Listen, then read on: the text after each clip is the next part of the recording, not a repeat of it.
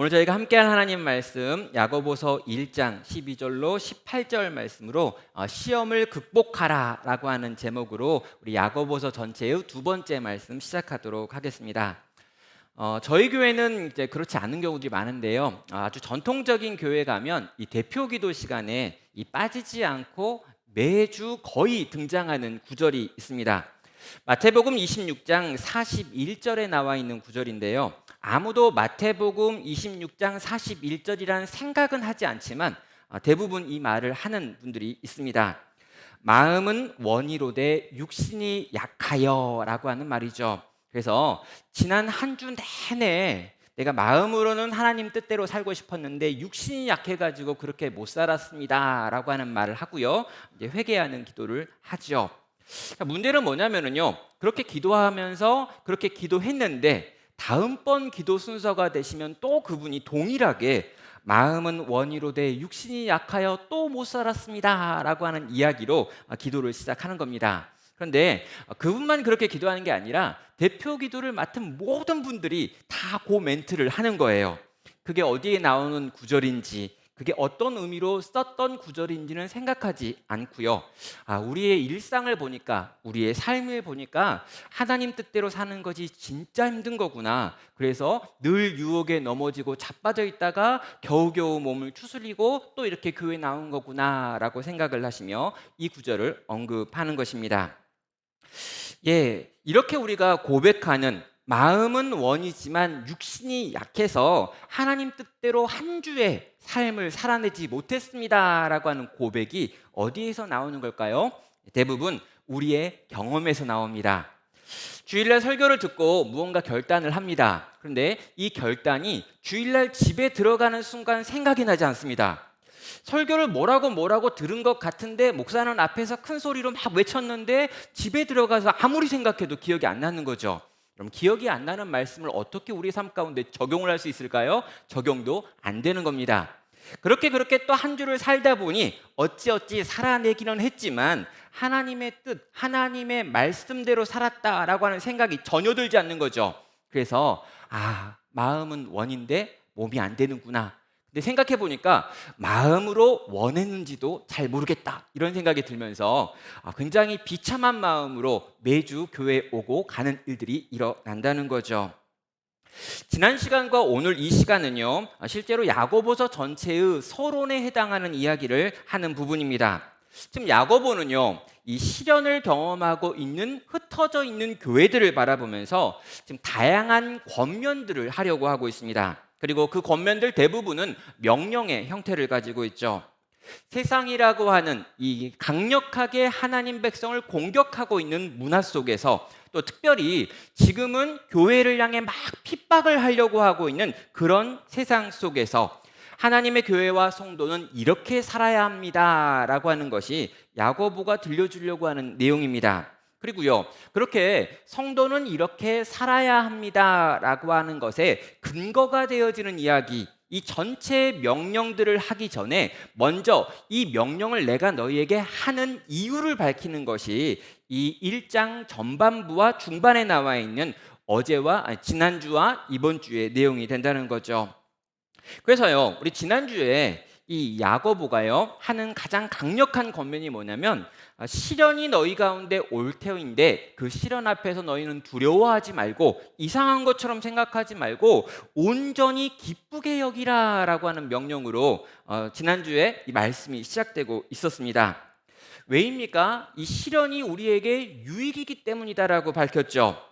우리의 마음이 얼마나 취약한가, 얼마나 우리가 부족한 사람인가라고 하는 걸 깨닫게 만드는 것도 시련이고, 이런 시련 속에서 우리가 하나님께 나아가 의지하게 만드는 것도 시련이고, 우리가 주님을 닮는다면, 우리가 예수님을 닮아간다면 이 닮아가는 것도 이 시련을 견디고 통과하는 과정을 지나면서 닮아가는 것이기 때문에 우리는 이 시련을 온전히 기쁘게 여겨야 한다라고 말하고 있습니다. 그리고요, 이런 시련 속에서 우리는 하나님께 지혜를 구하게 되고 하나님은 우리에게 그 지혜를 후히 주셔가지고 점점 더 우리가 지혜로운 선택을 할 수 있게 만드는 것도 이 시련이 주는 유익이다라고 이야기를 하고 있습니다. 결국에 우리의 눈앞에 있는 시련으로부터 고개를 돌리지 말라는 거예요.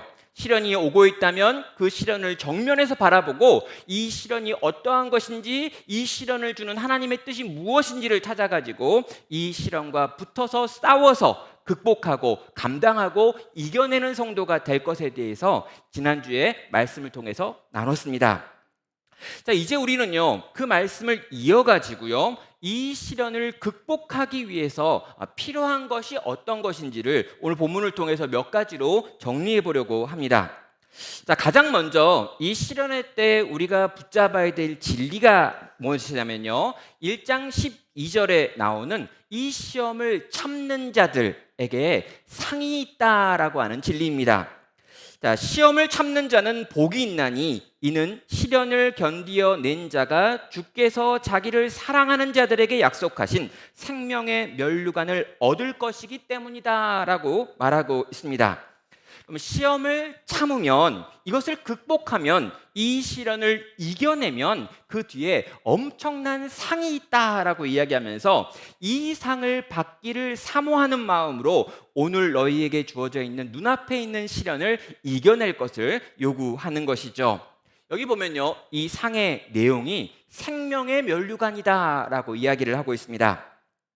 자, 여러분, 이 생명의 면류관이라고 하는 요것은요, 실제로 그 당시 로마 문화권에서 이 상을 받을 때 대부분 이 면류관, 월계수로 만든 면류관을 머리에 씌워주던 것에서 유래하고 있습니다. 그러니까 이 세상에서는 우리의 머리에 무언가 씌워주기는 합니다. 그런데 씌워주는 이 월계관은 월계수라고 하는 나무의 잎으로 만든 것이기 때문에 영원하지 않습니다.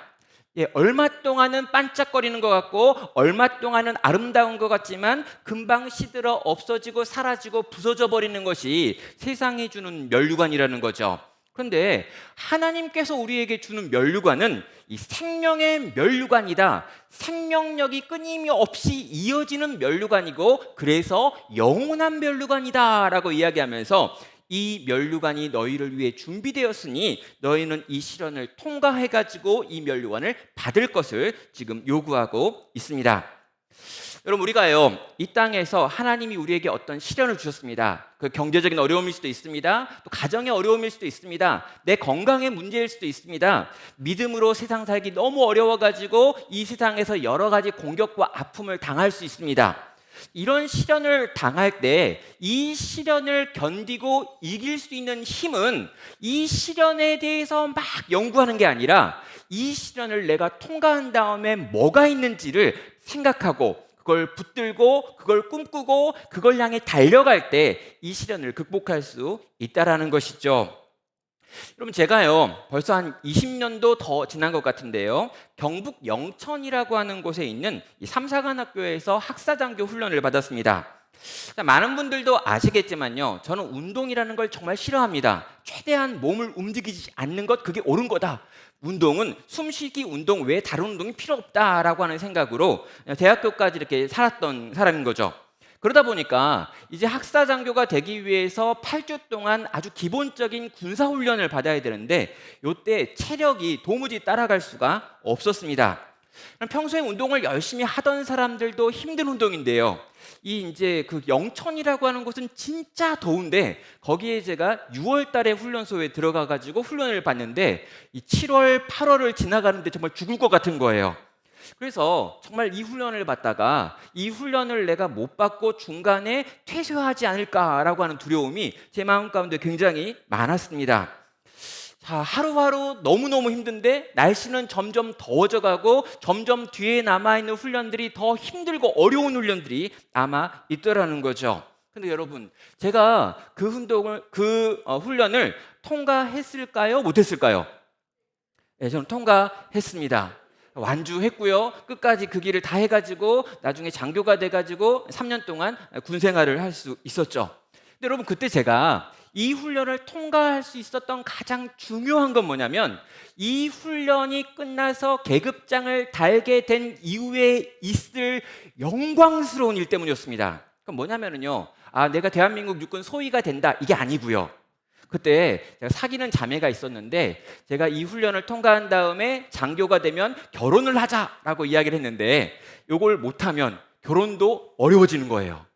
그러니까 여러분, 저는요 그때 훈련소에서 제 이렇게 가슴에다가 이렇게 늘 하나 이렇게 사진 하나를 놓고 있었습니다. 그 사진이 물에 젖을까봐, 땀에 젖을까봐 코팅을 해가지고요 이걸 콕콕 넣어놓고 있다가 진짜 힘들어서 그만하고 싶을 때 다 꺼내가지고 보면서, 아 그래, 내가 결혼을 해야지.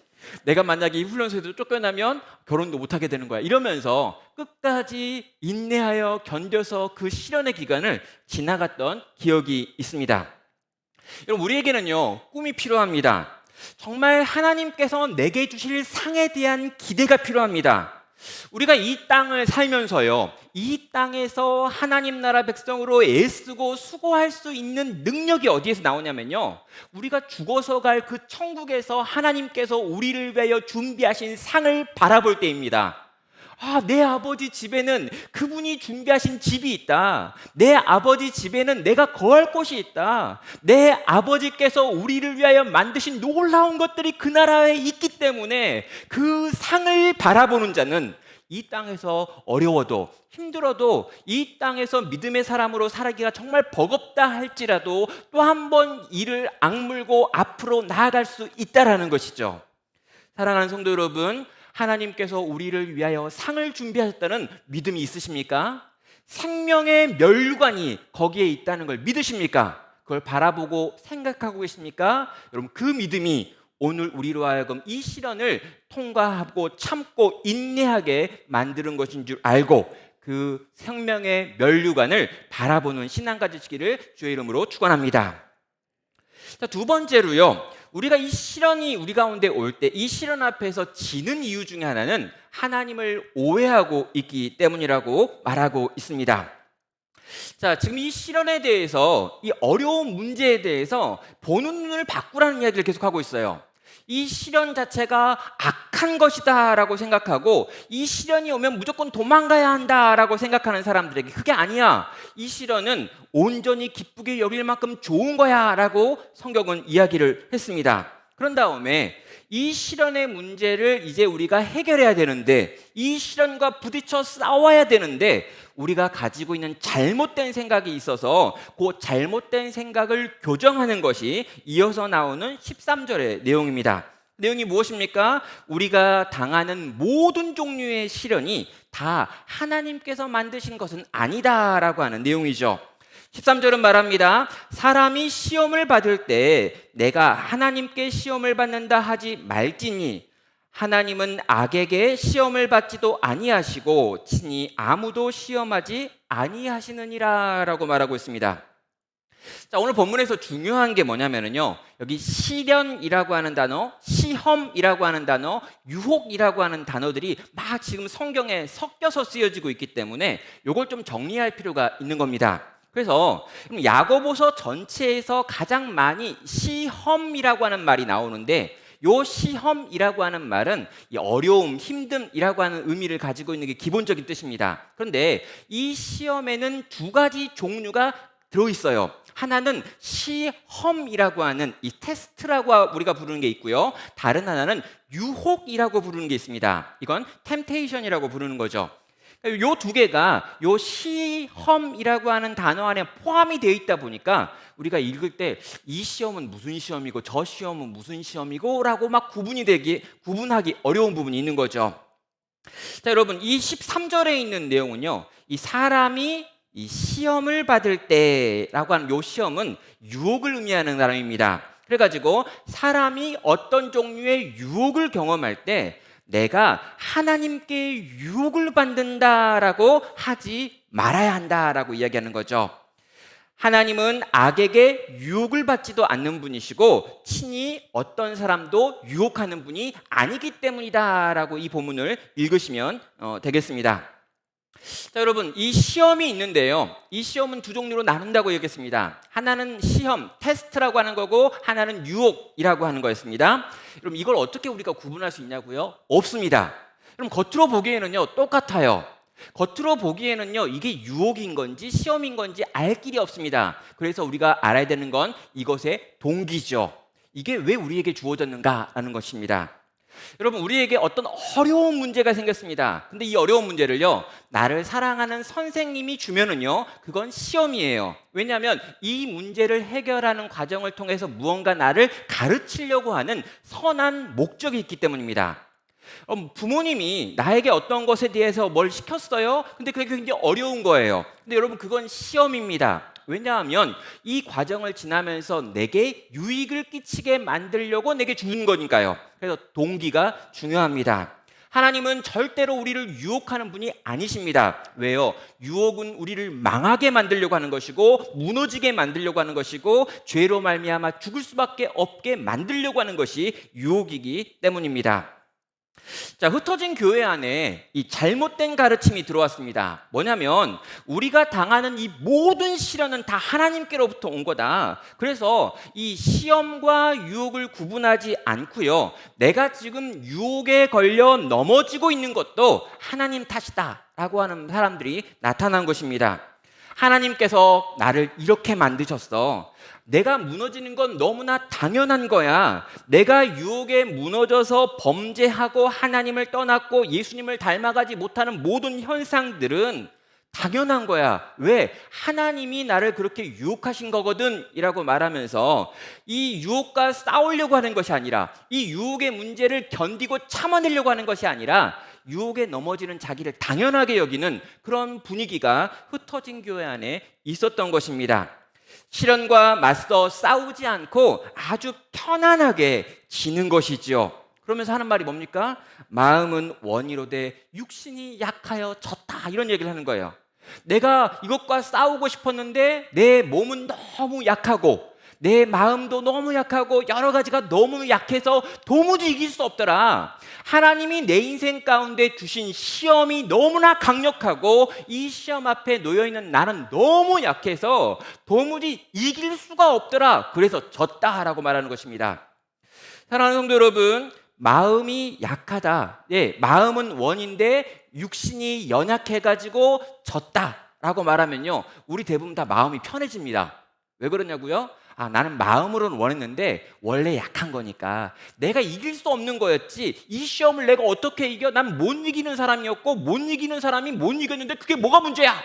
라는 생각을 우리는 하는 것입니다. 여러분, 이렇게 말할 때요, 우리의 마음의 중심에 감춰져 있는 이 말이 있는데 뭐냐면 다 하나님 책임이다 라는 거예요. 내가 감당할 수 없는 시험을 준 것도 당신이고 감당하지 못하는 육신이 내 몸인데 그것도 당신이 주셨기 때문에 나는 하나님을 향해 지금 원망하고 있는 말로 이 용어를 사용하더라는 것이죠. 그런데 야고보는요, 아니라고 이야기합니다. 시험은 하나님이 만든 게 아니고 하나님이 너네를 지금 유혹하고 있는 것도 아니라고 이야기해요. 그런 다음에 이 유혹이 어디서 오는지 14절에서 이렇게 설명합니다. 오직 각 사람이 시험을 받는 것은 자기 욕심에 끌려 미혹 때문이라고 이야기하고 있습니다. 야고보는요, 지금 이 유혹이 지금 이 유혹을 하나님이 만들었다 막 이야기하는데 그게 아니라 이 유혹은 너네 안에 있는 욕심이라고 하는 것이 만들어낸 것이다 라고 말하며 이 유혹의 근원이 어디에 있는지를 밝히고 있는 것입니다. 자, 여러분, 하나님 탓이 아니고 네가 그 유혹을 좋아해서 넘어간 거야 라고 이야기하고 있습니다.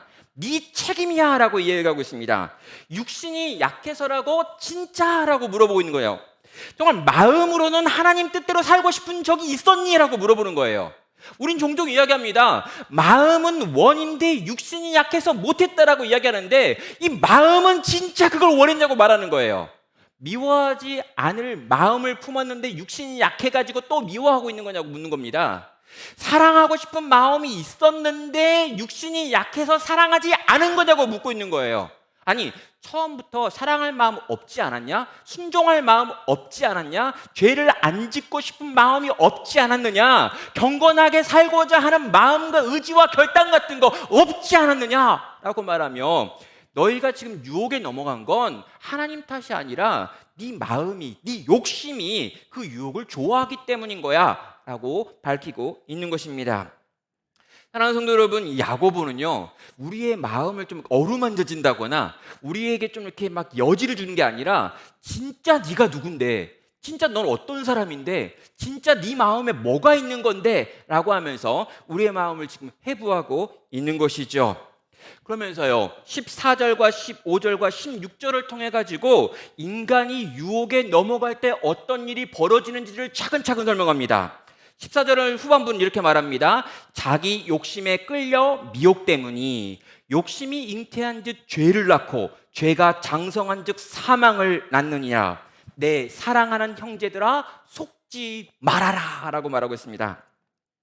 그럼 자기 욕심이라고 하는 게 얼마나 무서운지를 지금 설명하는 거죠. 그럼 자기 욕심이요 움직여가지고 유혹 앞에 속아 넘어갑니다.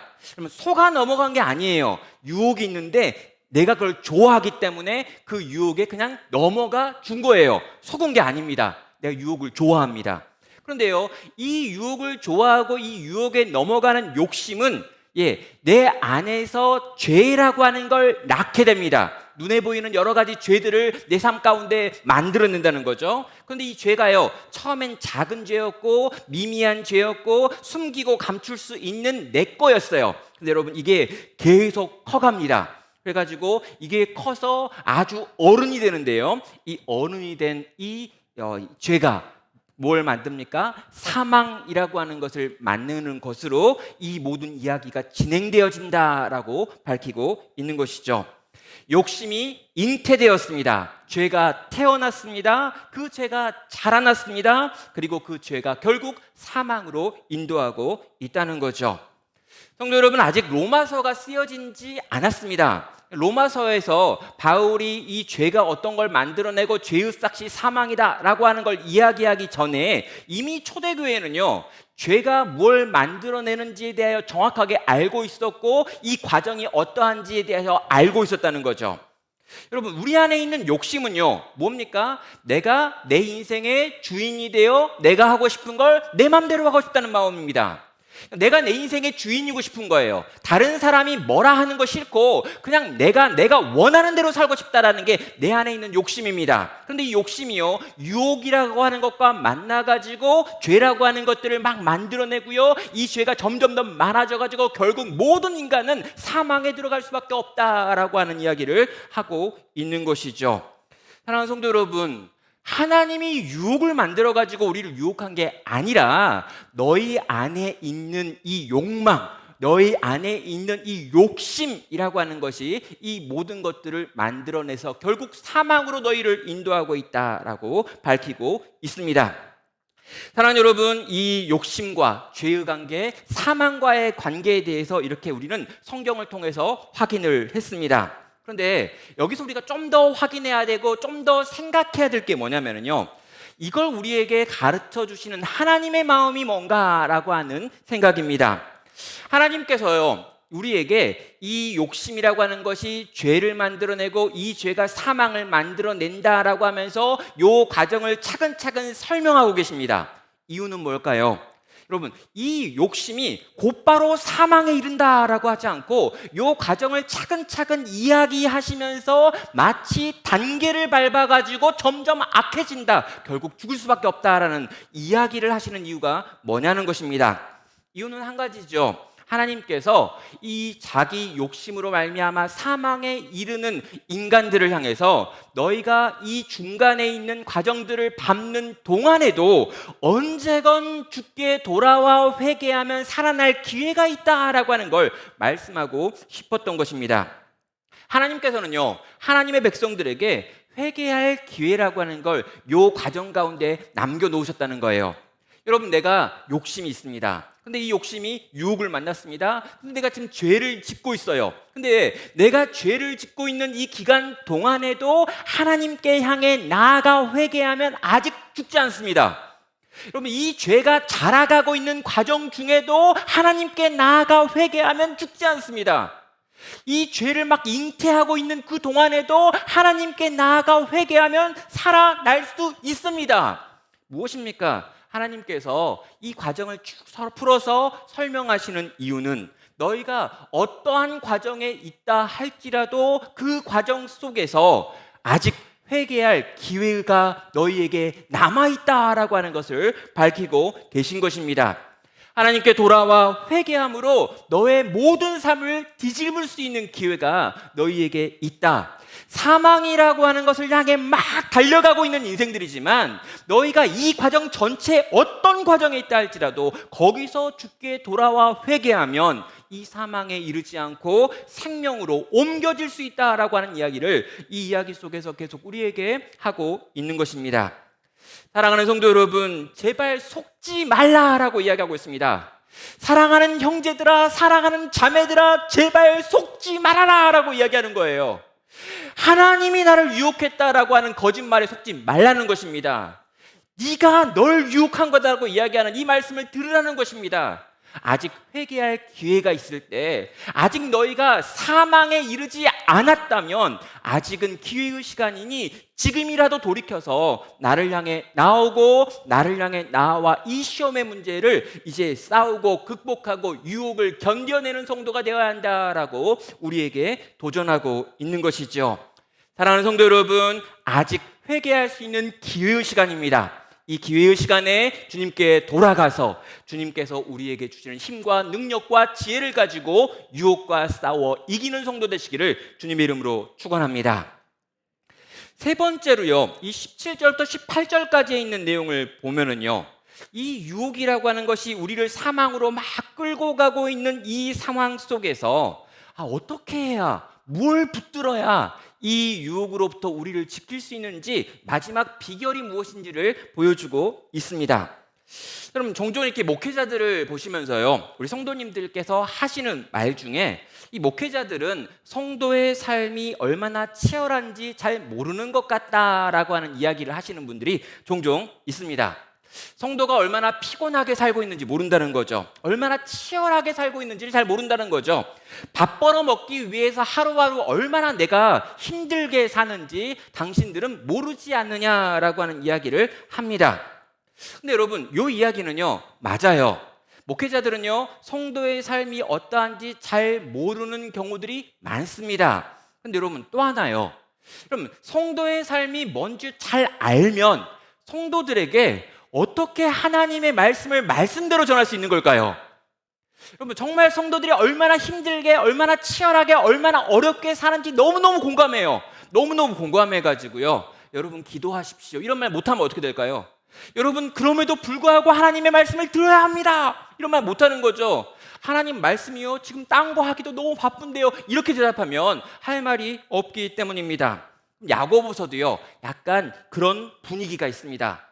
야고보서 딱 펼치면은요, 뭐뭐 하라, 뭐뭐 하지 말라라고 하는 말이 계속 나와요. 그러니까 와, 지금 우리는 얼마나 세상에서 힘들게 사는데 지금 이런저런 문제들이 끊임없이 막 있고, 이런 상황 속에서 난 날마다 두드려 맞고 있는데, 이런 내가 교회에 와가지고 좀 위로를 받고 좀 격려를 받고 좀 사랑을 받고 용납을 받고 그렇게 좀 우리가 잘하고 있고 애쓰고 있고 수고한다, 이런 말을 들으면 좋겠는데, 이 야고보서는 그런 말을 하는 책이 아니지 않느냐. 이 야고보서는 또 시련을 당하고 또 그 시련을 막 싸우고 견디고 이기고 인내하고 이러니까 마음이 참 부담스럽다라고 생각하시는 분들이 있을 것 같습니다. 여러분, 코로나가 끝난 것 같긴 하지만 지금 경제가 얼마나 힘드냐, 먹고 사는 문제가 얼마나 답답하냐, 취업은 또 얼마나 안 되느냐, 이런 상황 가운데 우리에게 필요한 건 위로, 감동, 이런 게 아닐까라는 생각이 우리에게 있는데, 이 야고보서는 정말 그런 부분에서 우리에게 별로 없다라는 생각을 하는 것이죠. 저는요, 야고보서가 그런 책이 아니라는 말씀을 해주고 싶습니다. 야고보서는요, 분명 뭐뭐 하라는 말이 많이 나옵니다. 하지 말라는 말이 많이 나옵니다. 그러나 왜 그 일을 해야 되는지, 왜 그걸 하지 않아야 되는지 이유에 대한 이야기가 더 많이 나옵니다. 성도가 이 시련과 싸워야 되는 이유, 성도가 이 유혹으로부터 자기를 지킬 수 있는 이유가 뭔지를 밝히는 이 17절과 18절에 있는 말씀을 들으면요, 우리는 하나님의 말씀이 주는 참된 위로를 경험하게 되기 때문입니다. 그럼 17절에서 뭐라고 이야기합니까? 온갖 좋은 은사와 온전한 선물을 다 위로부터 빛들의 아버지께로 내려오나니 그는 변함도 없으시고 회전하는 그림자도 없으시니라 라고 하는 말이 나옵니다. 예, 방금 전까지 유혹에 대한 이야기를 했어요. 그리고 이 유혹에 넘어가면 사망에 던져진다라고 이야기했습니다. 그러면서 형제들아 제발 속으면 안 된다라고 이야기했어요. 그러면 이 유혹과 관련된 이야기가 더 나오든지 아니면 구체적으로 유혹을 이길 수 있는 비결이 뭔지 나오든지 막 그래야 될 것 같은데 오늘 17절을 보면은요 갑자기 하나님은 이런 분이시다라고 하는 이야기가 나오고 있습니다. 이럴 때 우리가 읽으면서 야, 야곱은 진짜 생각이 없나 보다, 논리가 없네, 이런 얘기를 하는 거죠. 그래가지고 야고보가 제대로 공부를 안 했다 뭐 이런 이야기 하면서 야고보가 하는 말들이 별로 논리적하지 않는 이런 걸 막 비판할 수 있습니다. 여러분 아닙니다. 아주 논리적으로 지금 요 이야기가 반드시 있어야 될 이야기였습니다. 자, 흩어진 교회들의 지금 상황은요 결코 좋은 상황이 아닙니다. 시련이 있고 그 시련은 그들이 감당하기 어려운 것들이었습니다. 끊임없이 그들의 마음을 나누어 놓는 유혹이 그들 앞에 있었습니다. 그들은요 그 유혹 앞에서 두 마음을 품은 자들이 있었고 세상을 향해 지금 흘러가고 있었고요, 실제로 세상 속으로 흩어져 버릴 위기 가운데 있었습니다. 그들이 가지고 있는 실력으로는 이 시련과 유혹을 이길 수가 없었습니다. 그들은 자기 스스로 무능하다고 느끼고 있습니다. 낙심하고 있습니다. 도대체 이 세상 속에서 내가 성도로 산다는 게 뭘까라고 생각하면서 내가 성도로 이 땅을 사는 건 불가능한 것 같아라고 하는 생각들을 하고 있었습니다. 근데 여러분 이런 생각들을 하고 매번 지고 매번 깨지면서 그들의 마음 가운데 들어오는 한 가지 의문은 있습니다. 이 의문이 뭐냐면은요, 하나님은 도대체 지금 뭘 하고 있는가? 라고 하는 질문입니다. 하나님이 존재하시는가라는 생각이 들어요. 아니 지금 우리는 예수를 믿는 사람들인데 예수 믿는 우리를 이렇게 세상이 핍박하는 걸 보니까 정말 하나님은 계신가? 라는 생각이 드는 거죠. 여러분 이 생각을 하다 보니까 그래 하나님이 있는 것 같아. 근데 이 하나님이 진짜 능력이 있는 건가? 이런 생각이 드는 거죠. 우리를 이 시련으로부터 지켜줄 만한 능력이 있는 분인가? 이 유혹으로부터 우리를 감싸줄 능력이 그 하나님께 있나라고 하는 질문이 생깁니다. 예, 그러니까요. 또 생각을 해보니까 또 들어보니까 하나님은 능력도 있고 힘도 있는 것 같아요. 마지막 나오는 가장 비참한 질문이 뭐냐면요, 하나님은 나를 사랑하시는가라고 하는 질문입니다. 하나님이 계시고 하나님이 능력도 있고 힘도 있는데도 내가 이렇게 힘든 건 하나님이 나를 사랑하지 않으시기 때문에 그런 건 아닌가라는 생각이 드는 거죠. 이게 제일 비참해요. 여러분 하나님도 계시고 능력도 있는데 그분이 날 안 사랑해, 나한테 관심이 없어, 그래서 내가 이 모든 문제를 경험하고 이 시련을 경험하고 이 유혹에 넘어지고 점점 더 사망으로 던져지고 있는 거구나라고 생각하면요 도무지 이 땅을 살 힘을 다 잃어버린다는 것입니다. 여러분 이게요 그 당시 흩어진 교회가 지금 경험하고 있는 어려움이었습니다. 하나님이 진짜 능력이 있으신가? 계시긴 계신가? 그분이 나를 또 우리를 사랑하시기는 하는 건가? 여러분 우리도 이런 질문하지 않습니까? 예수 믿기 때문에 예수님 믿는다고 해서 교회를 다니고 있고 신앙생활을 하는 것 같지만 내 인생에 풀리지 않는 문제가 너무 많을 때, 이게 너무 오래오래 지속되어질 때, 해결될 기미가 보이지 않을 때 우리도 똑같은 질문을 한다는 것입니다. 그런데요 이런 질문을 하고 있는 흩어진 교회를 향해서 야고보가 입을 열어서 이렇게 말하고 있는 거죠. 우리의 하나님은 지금 우리가 생각하고 있는 그런 종류의 하나님이 아니시다라고 말합니다. 17절은 뭐라고 말합니까?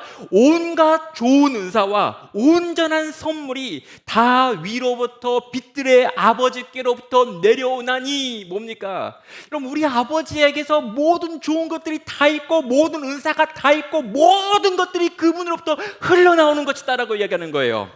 그는 변함도 없으시고 회전하는 그림자도 없는 분이시다. 그는 이 세상 그 무엇과도 바꿀 수 없이 찬란하게 빛나고 있는 분이셔가지고 그의 삶 가운데 그의 모습 가운데 어떠한 종류의 그림자도 없는 분이시다. 그는 변하지도 않고 바뀌지도 않고 모든 좋은 것들을 다 가지고 끊임없이 그것들을 공급하는 분이셔 라고 그분에 대해서 말하고 있는 것입니다.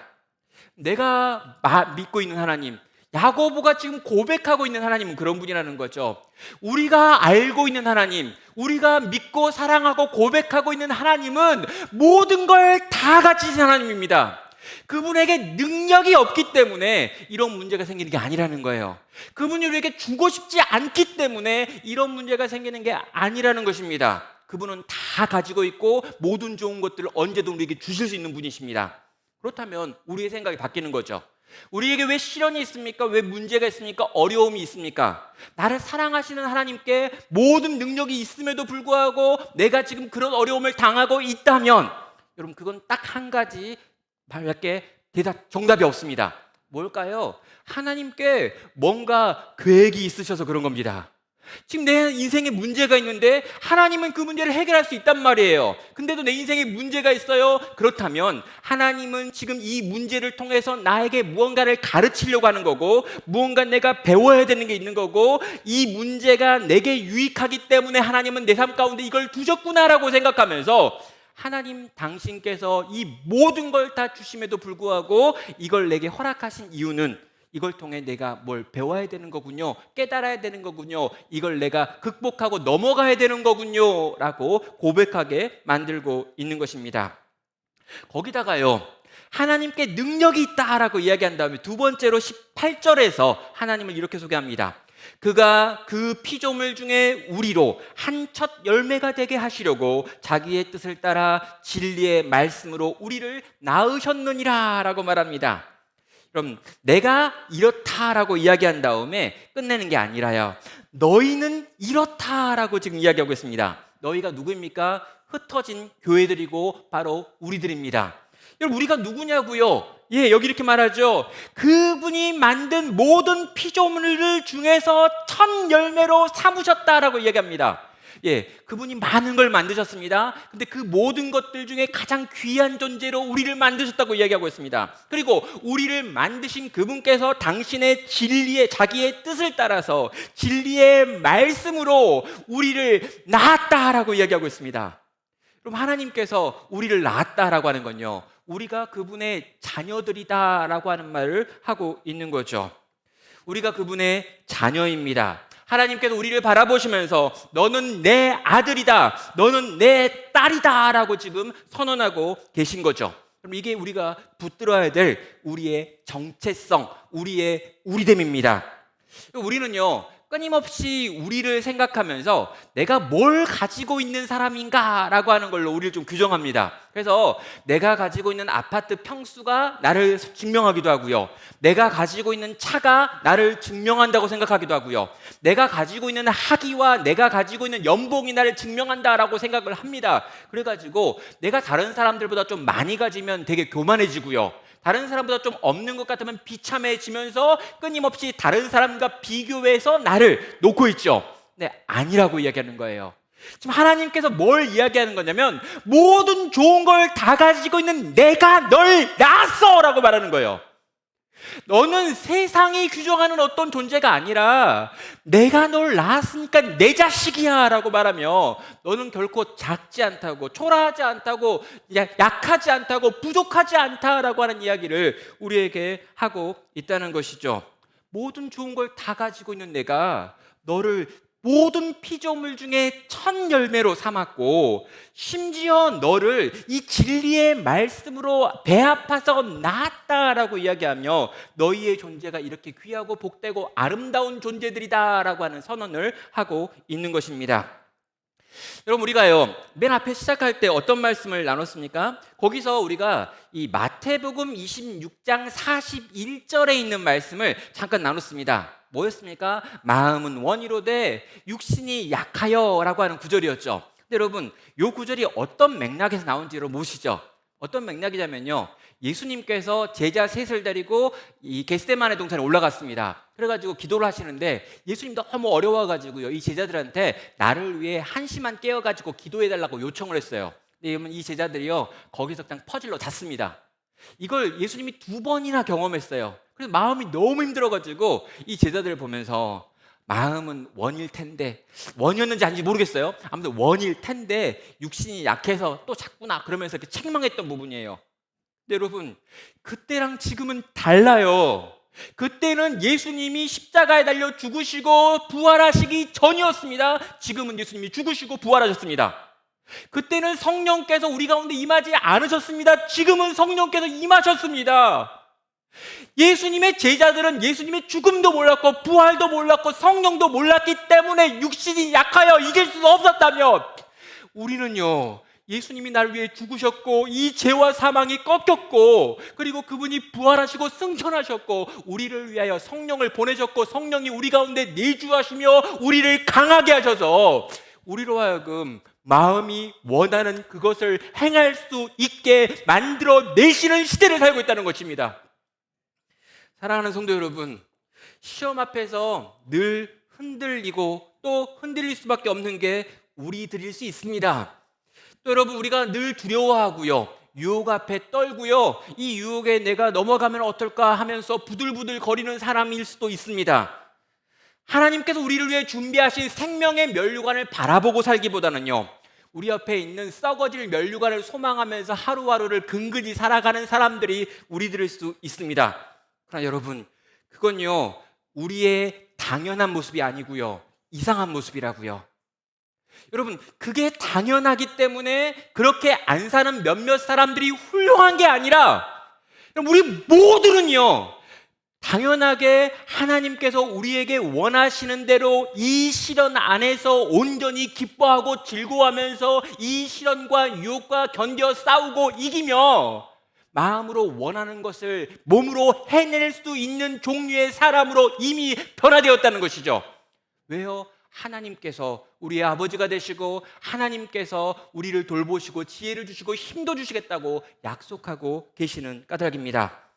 온갖 좋은 것을 다 가지고 계시며 사랑하는 자녀와 그것을 나누기를 기뻐하시는 우리 하나님께서 우리 가운데 거하시니 그 하나님의 손을 붙들고 그 하나님과 함께 이 유혹과 시련을 이기는 저희가 될 수 있다는 것입니다.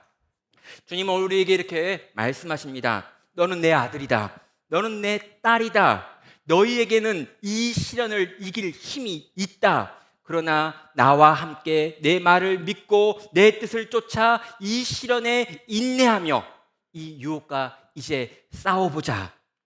어제와 다른 나를 소망하며 생명의 면류관 받기를 꿈꾸며 믿음으로 나와 함께 이 선한 싸움을 이제부터 싸우자라고 우리 주님은 우리를 초청하고 계신 것입니다. 이 초청에 반응해서 우리 앞에 놓여있는 시련과 유혹을 극복하며 생명의 면류관 쓰기를 위하여 믿음의 경주를 이어가는 귀하고 복된 성도 되시기를 주님의 이름으로 축원합니다.